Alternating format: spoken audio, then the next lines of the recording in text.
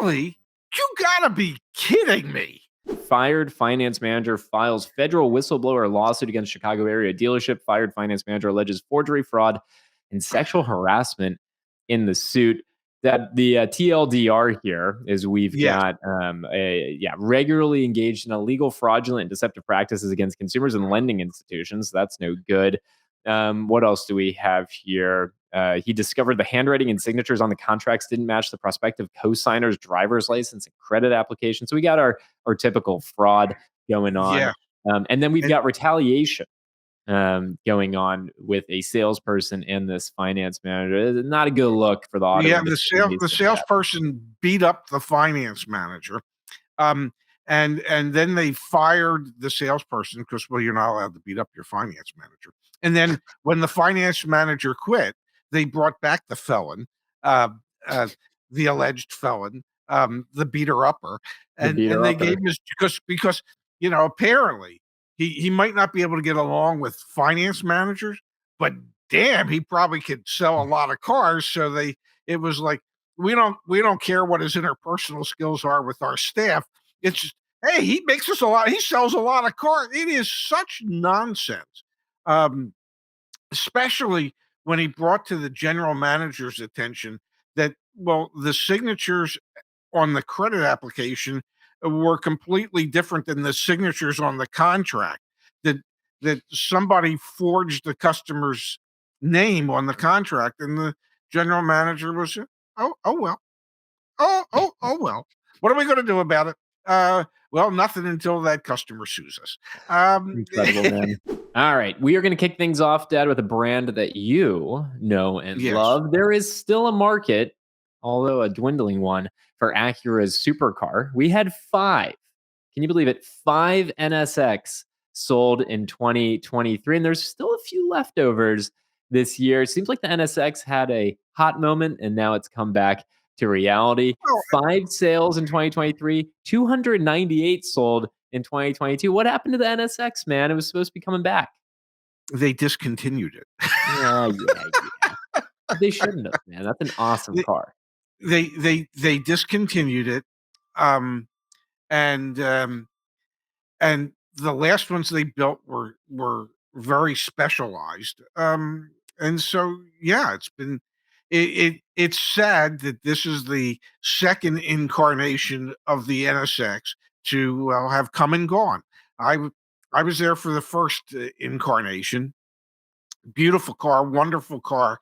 It is the original NSX was probably the world's finest everyday driver for an exotic sports car.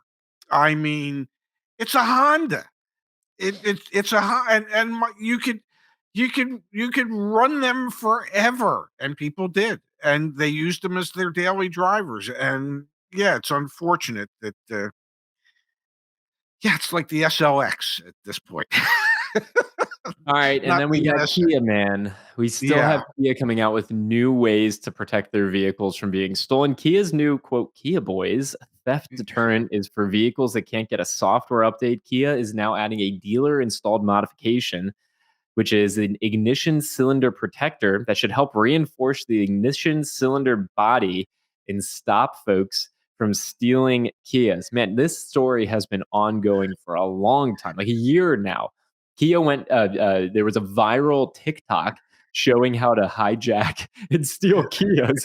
And then that led to insurance underwriters and carriers no longer even offering insurance in some states for Kias. And now, a year in, we still have some new modifications that can be installed to try and protect. I'll give Kia the best way to handle it. Just stop building them. Okay, stop building the ones that are a key ignition start. Those are the only ones that have the problem.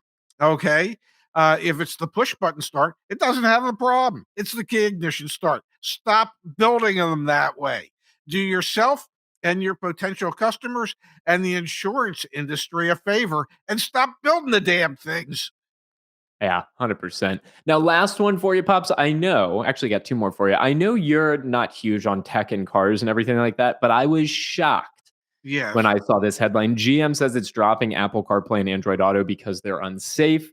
The company thinks that the phone mirroring programs are so buggy that they still cause people to use their phones while driving. GM has opted for building their own in house software. We've seen manufacturers try and do this. I am bummed beyond belief to hear an automaker moving away from Apple CarPlay, Android Auto, and instead trying to build something in house. What's your hot take on GM making this decision? What does GM have? They have OnStar. Nobody wants that. So so so yeah, GM can come up with their own version of Apple CarPlay and Android Auto that probably won't work. That nobody will want. Um, there's some things that car manufacturers are better off not being involved in. Some of them are software related. I don't know. You use your Apple CarPlay when you drive my car. It seems to work fine. I can't use Android Auto in my car because, well, minis don't operate with Android Auto. Um, Yep.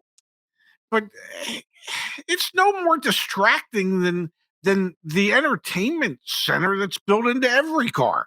They say it's distracting because it's buggy, but it works perfectly fine in most other automakers' vehicles. I'm pretty sure that means it's a GM problem, not a CarPlay Yes. problem. I'm Yes. pretty sure. Yeah, but I look at this will be the OnStar of Apple CarPlay and Android Auto. They'll throw it in the cars, and once it expires, nobody will re-up.